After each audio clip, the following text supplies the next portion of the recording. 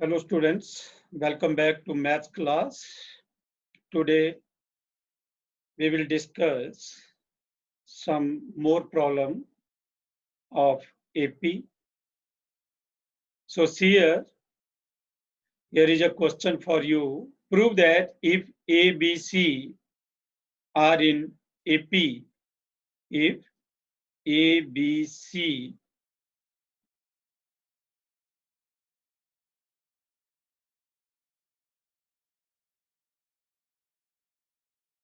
if A, B, C are in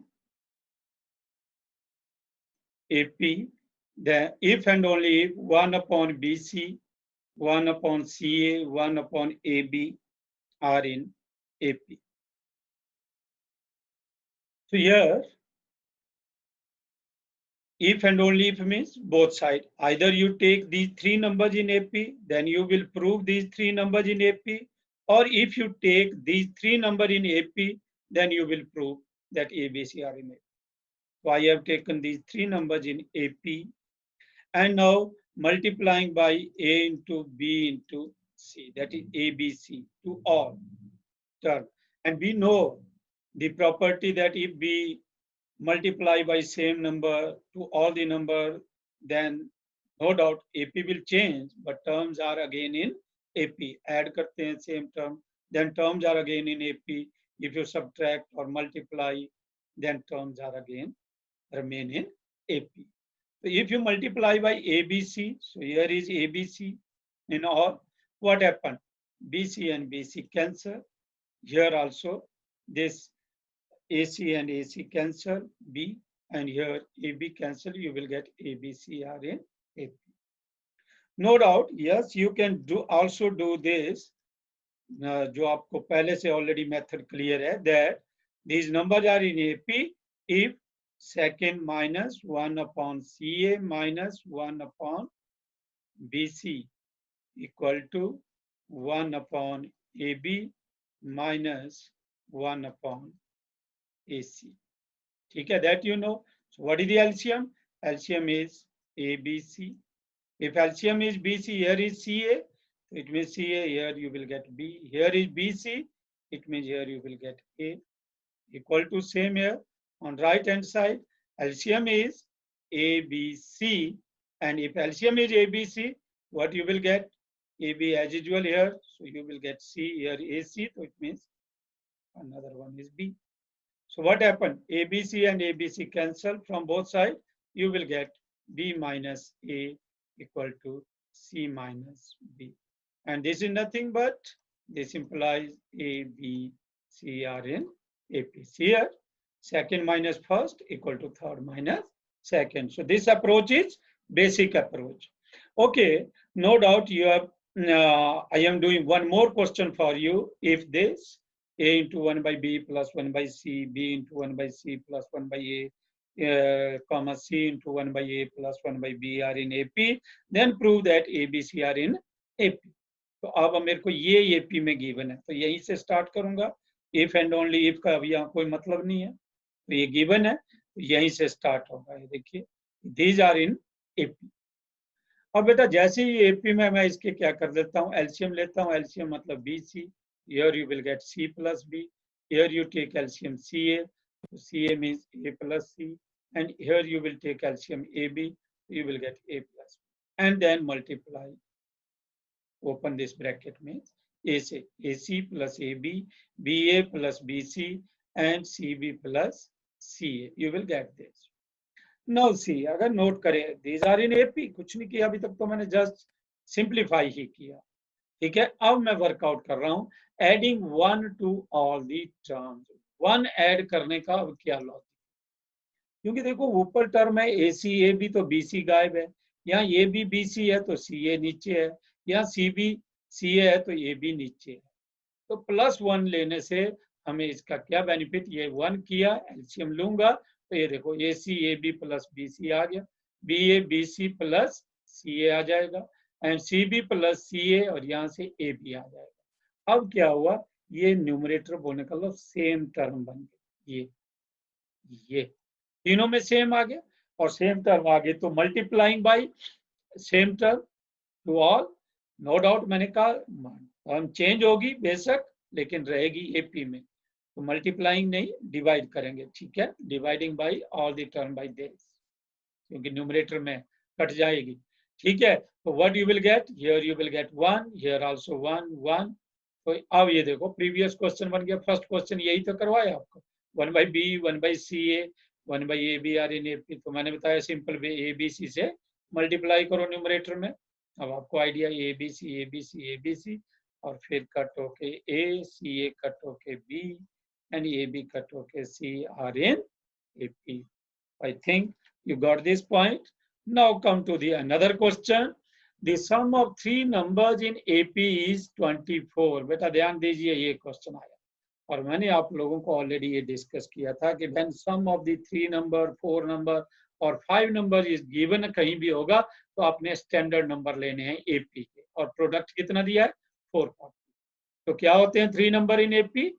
yes, A minus D, A plus D, ये 3 number लिए जाते हैं, ठीक है। नो डाउट आप यहां से भी क्वेश्चन हो जाएगा ए प्लस डी और ए प्लस 2D, बट इससे कैलकुलेशन बेटा सीधा इजी पड़ेगी। क्यों पड़ेगी?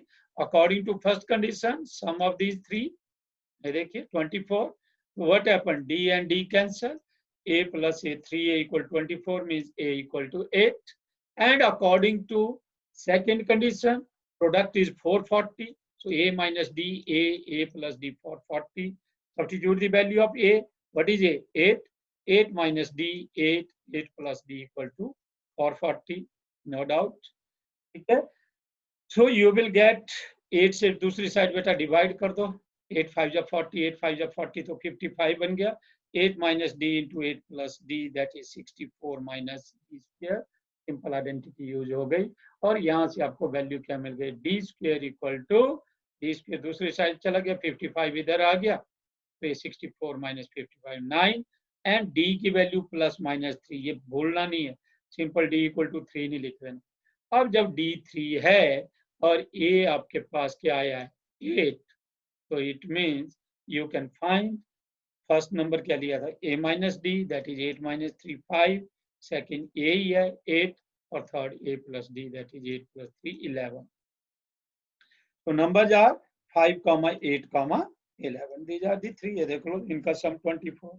अच्छा अगर d माइनस 3 ले और a 8, तो a माइनस डी फिर से वही 8 माइनस माइनस 3 मतलब 11, 8 और फिर a प्लस डी में 8, तो नंबर वही आगे फिर से बस ऑर्डर उल्टा आया, ठीक है ना, क्योंकि d जो है वो प्लस 3 भी हो सकता है और माइनस 3, अगर ये देखो प्लस 3 इस केस में माइनस 3 है, लेकिन नंबर तो 5 8 11 ही है।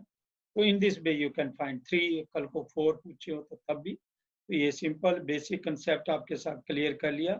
नेक्स्ट आइए आपके पास, ये बहुत इंपॉर्टेंट है क्वेश्चन है, एक वर्ड प्रॉब्लम है, एप्लीकेशन टाइप है, the difference between any two consecutive interior angles of a polygon is of 5 degree. Polygon means, ठीक है, जिसकी बहुत सी साइड हो, क्लोज फिगर जिसकी बहुत सी साइड हो, पॉलीगन, पॉली मीन्स बहुत, ठीक है, गन मीन्स साइड्स, तो इज 5 डिग्री। अब इंटीरियर एंगल में 5 डिग्री का डिफरेंस दे रहा है और स्मॉलेस्ट एंगल कह रहा है 120 डिग्री और पूछ रहा है find the number of sides of polygon. तो बेटा यहाँ आपको मान लो let the number of side of polygon be n, so total number of angles of polygon कितने होंगे n। जैसे देखो मैंने अभी आपको क्लियर करता हूँ, ये आपके पास ट्राइंगल है, ट्राइंगल की साइड 3 है तो एंगल्स आर आल्सो 3। अगर मैं कोई भी क्वाड्रिलेटरल बना लेता हूँ like this, see angle side 4 है तो एंगल भी 4 है, ठीक है। पेंटागन अगर बना लेते हैं या हेक्सागन बना लेते हैं आप लोग, ये देखो ये हेक्सागन हो गई, कितने एंगल 1 2 3 4 5 6 और साइड 1 2 3 4 5 6, नाम ही हेक्सागन।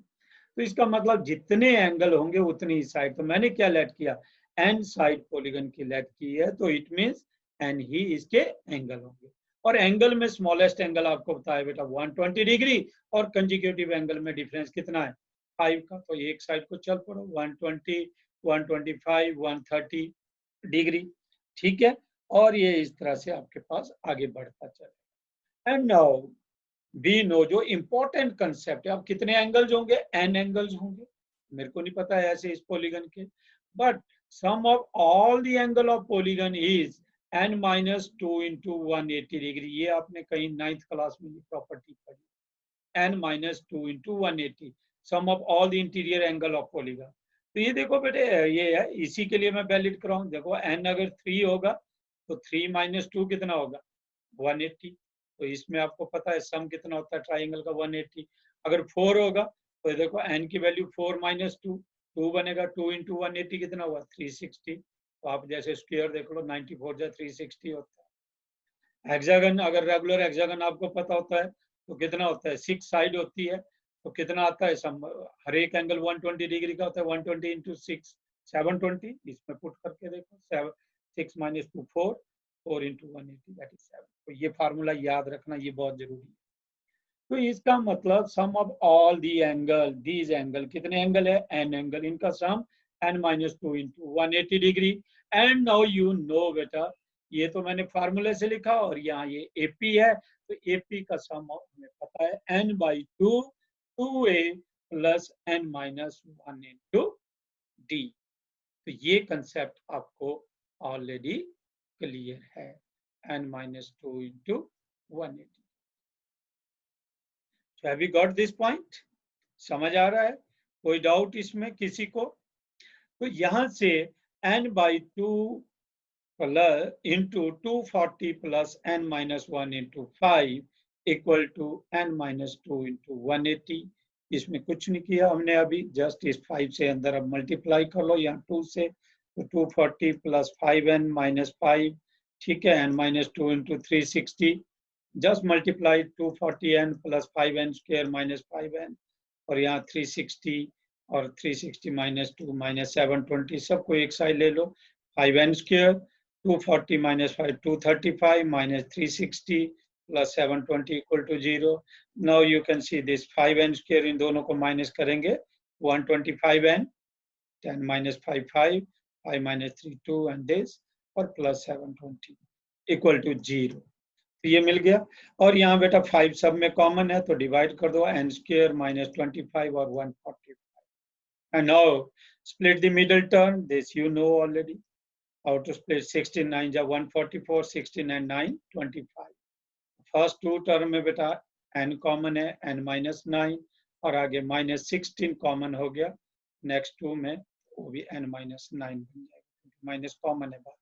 तो इधर n माइनस 9 इक्वल टू 0, मतलब फैक्टर आपके बन गए n minus 9 into n minus 16 equal to 0.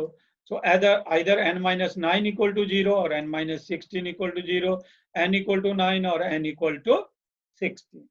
If n equal to 16, then interior angles would vary from, देखना आप ध्यान से, 2 वैल्यू कैसे आ गई, ये दोनों पॉसिबल है, तो मैं पहले 16 का ही बता रहा हूँ आपका, इसमें क्या होगा। देन इंटीरियर एंगल कहाँ से, 120 से स्टार्ट होगा, और बढ़ते बढ़ते 5 5 के पे चले जाएंगे, कहाँ तक चले जाएंगे, 60th एंगल क्या होगा, तो आपको पता है 16 टर्म क्या होगी, a plus n minus 1 into D, क्योंकि ये p है, वही लिखा है मैंने, 120 प्लस 16 माइनस 1 इंटू 5। तो ये क्या बनेगा, 16 माइनस 1 15, 15 5 जा कितना हुआ, 75 प्लस 120 195। तो one of the angle will be, अगर 120 से लेके 195 है, तो इसके बीच में तो 180 डिग्री का भी एंगल आएगा। अब किसी भी पॉलीगन में क्या 180 डिग्री का एंगल पॉसिबल होता है, नो, क्योंकि फिर ये दो साइड थोड़ी बनी, ये तो एक ही साइड बन जाएगा, तो इट मीन 180 डिग्री का एंगल पॉसिबल नहीं होगा, इसलिए n जो है वो 16 वैल्यू पॉसिबल नहीं है। तो आंसर में फिर n इक्वल टू 9, तो ये रिजेक्ट करके जरूर आपने वर्डिंग लिखनी है, क्यों ये पॉसिबल नहीं है, तो it mean n equal to 9 ही होगा, ठीक है। n 9 होने से क्या होगा, 9 माइनस 1 कितना हुआ, 8, और 8 5 जो हुआ 40, तो 120 प्लस 40 कितना हो गया, 160 तक की जाएगा, बस वहीं तक। ओके, तो ये हो गए कुछ पॉइंट जो बेसिक आपके जो ऑलरेडी मैंने समझा दिए थे, उसी से रिलेटेड प्रॉब्लम। आज जो ये एक न्यू टॉपिक आपको बता रहा हूँ, ये है आपके पास कि arithmetic mean. What do you mean by arithmetic mean? No doubt lower class में स्टैटिस्टिक्स में मीन पढ़ लिया, अर्थमेटिक मीन ही उसको कहते हैं, sum of all the observation upon number of observation. तो वैसे ही मान लो मेरे पास यहाँ पर कैसे डिफाइन किया जाता है arithmetic mean actually, if these number a comma capital A comma B are in AP, then A is called the arithmetic mean of A and B. बोलने का मतलब जब भी 3 नंबर्स AP में होंगे बेटा अर्थमेटिक प्रोग्रेशन में, तो जो बीच वाला नंबर है दैट इज कॉल्ड अर्थमेटिक। मतलब ये नंबर मेरे को AP में दी है, तो ठीक है इस बीच वाले नंबर की वैल्यू निकाल के देखते हैं क्या आती है। तो ये कैसे, हम वही अप्रोच लगाए, second minus first equal to third minus second, B minus A. So what you will get, transfer this A also here, 2A equal to A plus B. So that is nothing but A equal to A plus B upon 2. यहाँ से मिल गया। तो ये देखो arithmetic mean क्या आ गया, 2 number A और B का आ गया, दोनों को ऐड किया और 2 से, तो 2 नंबर्स का arithmetic mean A plus B by 2. Now question is, insert an arithmetic means between A and B. यह कई बार ऐसे पूछा होता है, insert n numbers between a and b such that the resulting sequence is an AP। बोलने का मतलब जब भी a और b के बीच में n नंबर होंगे, मान लो कौन से a1 a2 a3 an, ये a और b के बीच में है और ये पूरा सीक्वेंस बेटा क्या फॉर्म कर रहा है AP, देन द नंबर्स बीच वाले these are called an arithmetic mean between a and तो बोलने का मतलब फर्स्ट और लास्ट के बीच में जितने भी नंबर्स हैं और रिजल्टिंग सीक्वेंस आपका AP को फॉर्म करता है, तो बीच वाले नंबर आपके अर्थमेटिक मीन का। क्वेश्चन 2 टाइप से होगा, या तो insert an arithmetic mean between A and B, बस इतनी लाइन होगी, या दूसरे वे से insert an numbers between A and B such that resulting sequence is an AP। We got this point। तो देखो अगर ये AP है, मैंने A और B के बीच में n अर्थमेटिक मीन इंसर्ट कर दिए, तो इसका मतलब डेफिनेशन कहती है कि ये AP होगी।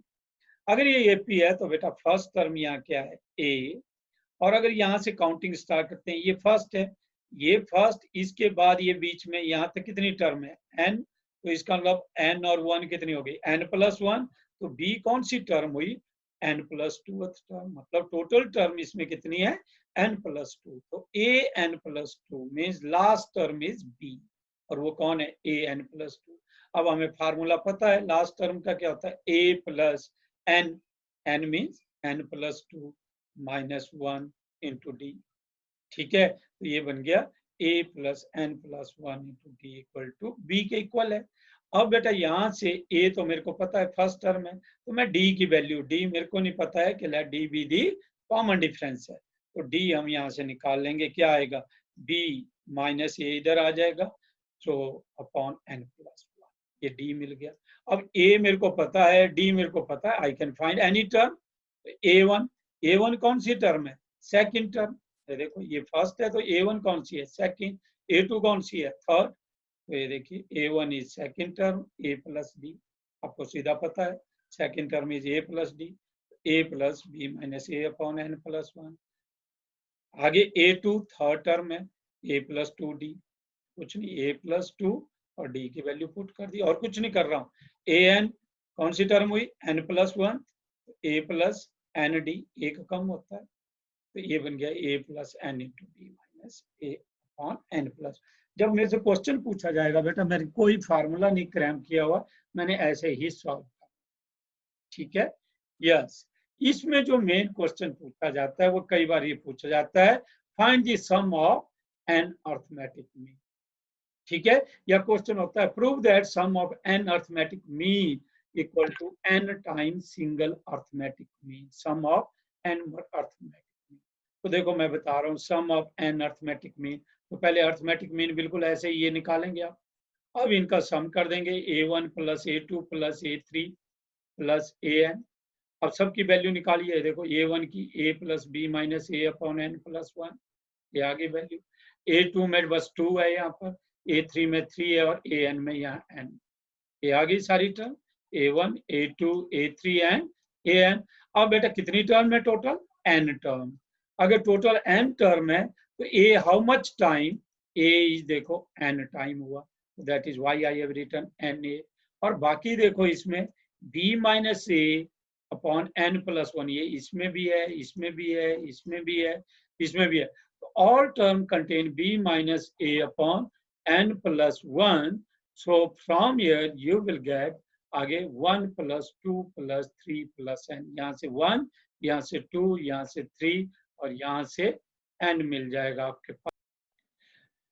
So from here, बेटा you will get na b minus a upon n plus 1, ये आ गया 1 plus 2 plus 3 plus n। अब देखो ये sum of n term of ap आ गया। ये sum बेटा आपको आता है कैसे, n by 2 फर्स्ट टर्म आपको गिवन है, लास्ट टर्म n है, first term plus last term, formula you know, तो ये यूज कर दिया। अब यहाँ से क्या होगा, n plus 1 से n plus 1 कैंसर, ये बच गया n by 2 b minus। Now take the LCM, 2 is LCM, 2na plus nb minus na, ठीक हो गया। So what you will get, na plus nb upon 2 equal to, ये देखो यहाँ से 2na minus na, ठीक है, n common, n into a plus b by 2। अगर हम इस a प्लस b बाई 2 को देखें तो ये तो सिंगल अर्थमेटिक मीन है a और b के बीच में, तो इसलिए ये बन गया n into single arithmetic mean between a and b। तो वो निकालो क्या क्वेश्चन होता है कि prove that sum of n arithmetic mean is equal to n time single arithmetic mean between two. तो इस तरह से क्वेश्चन। तो देखो जैसे मैंने अब ये आर्टिकल किया बेटा, बिल्कुल इजी आर्टिकल था, कोई टफ वे नहीं है इसमें, अगर आप लोगों ने जो देखा। अब फोकस कर रहा हूँ इसी से रिलेटेड एक बेटा simple question, insert 3 arithmetic mean between -5 and 7। ये ए हो गया, ये बी हो गया। मैंने कहा जैसे क्वेश्चन किया वैसे ही करना। Let these are the article किया, let these are the 3 arithmetic mean between -5 and 7। अगर ये अर्थमेटिक मीन है तो ये नंबर्स आपके पास -5 से लेके 7 तक A1 A2 A3 बीच में डाल दिया, इसमें होंगे AP में। डेफिनेशन कहती है अर्थमेटिक मीन की, तो हियर A इज -5, जैसे वहां फर्स्ट टर्म लिखी थी, और ये n+2 थी, तो यहाँ कौन सी हुई, फिफ्थ टर्म। देखो 3 4 और 5, तो फिफ्थ टर्म कौन सी हुई, 7। सो फिफ्थ टर्म क्या होती है, a plus 4d equal to 7। What is a, a is -5 plus 4d equal to 7, so 4d equal to 12, means from here you can find the value of d, so d is nothing but equal to 3। अब d 3 आ गया तो t2 हमने a1 को निकालना है, तो a1 क्या है आपका, सेकंड टर्म है, a plus d, -5 plus 3 that is -5 a की वैल्यू और d की 3 है, -5 plus 3 -2। फिर a2 ये थर्ड टर्म है, a plus 2d, -5 3 2 जा 6 हो गया 1, t4 a3 है, तो a plus 3d -5 plus 9 that is 4, -2 1 4, ये आपके पास 3 अर्थमेटिक मीन a और b के बीच में आ गया, ठीक है। So I think now this one is the last question for your paper, इसको अच्छे से बेटा अंडरस्टैंड कर लो। एक और आपकी बुक में ही है, शायद वहाँ थोड़ा सा चेंज है, इसी टाइप का क्वेश्चन है, तो ये बिल्कुल वैसे ही करना है उस क्वेश्चन को। Find n so that this may be the arithmetic mean between a and b। ये जो टर्म है ये a और b के बीच का अर्थमेटिक मीन है। a और b का अर्थमेटिक मीन बीच में तो ये टर्म होती है a plus b by 2, b no arithmetic mean of a and b is this, तो इसका लो दोनों को इक्वेट कर दो। तो ये देखो बेटा इक्वेट कर दिया, कुछ नहीं है, बिल्कुल इजी पार्ट है, मतलब बड़ा क्वेश्चन नहीं है, simply then what you can do, just cross multiply, 2 से इधर मल्टीप्लाई, ये देखो 2 से दोनों को कर दिया, और a प्लस b से a raised power n plus b raised power n। अब यहाँ बेटा 2 से एज यूजुअल हुआ, यहाँ से a n को करेंगे a raised power n plus 1, a से b रेज़्ड पावर n को करेंगे a b n, b से a को करेंगे a raised power n into b, b से b को करेंगे b raised power n plus 1। ये टर्म लेफ्ट साइड में आ जाएगी, लाइक टर्म है, सब्ट्रैक्ट हो जाएगी, a की पावर n प्लस 1 बच जाएगा। ये भी 2 है, ये एक यहाँ है, तो 2 - 1 हो जाएगा b raised power n plus 1, और ये -abn और ये भी -anb इक्वल टू 0। अब हायर पावर को ए की पावर वाले टर्म्स को कंबाइन करो, फर्स्ट और लास्ट, ये इन दोनों को कंबाइन करो, ये कर दी कंबाइन, एंड बीच के दोनों, क्योंकि बी की पावर्स है इसमें। अब इससे क्या बेनिफिट हुआ, इसमें ए रेज्ड पावर एन बेटा कॉमन फर्स्ट टू में, तो inside you will get from a, n common आएगा तो ए बच गया और यहाँ से बी बच गया, a minus b. Same here b raised power n common, यहाँ से क्या बचेगा, माइनस मैंने कॉमन लेना, माइनस ही ले, यहाँ माइनस बी बचेगा और यहाँ से plus. Ultimately a minus b is common, तो इसको बाहर निकालो, अंदर a n minus b n equal to 0। अब बेटा आइदर दिस इक्वल टू 0 और this equal to 0, but first वाला तो 0 नहीं होगा। अगर 0 हो गया तो फिर ए और बी दोनों इक्वल हो जाएंगे, तो ए नॉट इक्वल टू बी, क्योंकि डिस्टिंक्ट नंबर होंगे तभी तो क्वेश्चन की इंपॉर्टेंस है। अगर डिस्टिंक्ट नहीं सेम नंबर होंगे फिर तो उनका अर्थमेटिक मीन भी वही नंबर रहेगा।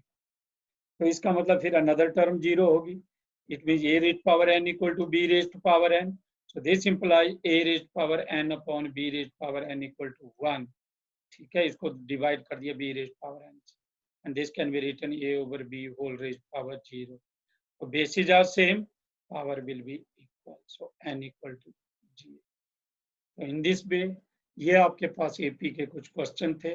अब ऑलमोस्ट मैंने बेटा आपको सभी क्वेश्चन क्लियर करवा दिए, कैसे करने हैं सारा क्लियर समझा दिया। ठीक है, तो अच्छे से इन नोट्स को क्लियर कर लो, अपने पास लिख लो, और बाकी बेटा एक्सरसाइज को कंप्लीट करिए। ठीक है, अर्थमेटिक प्रोग्रेशन एपी, एपी आपके पास मतलब इसके साथ खत्म होगी। नेक्स्ट आपके पास जो है वो ज्योमेट्रिक प्रोग्रेशन है सीक्वेंस एंड सीरीज पे, तो उस पर स्ट्रेस करेंगे। तो अच्छे से घर में इसको रिवाइज करिए, कल संडे है, और साथ में नो डाउट पिछला टॉपिक कौन सा जो किया हुआ है हमने परम्यूटेशन एंड कॉम्बिनेशन, और साथ में मैंने कहा था लीनियर इनइक्वेशन के 1-2 क्वेश्चन, वो आपको आगे टेस्ट में पूछे जाएंगे। ठीक है, so thank you very much.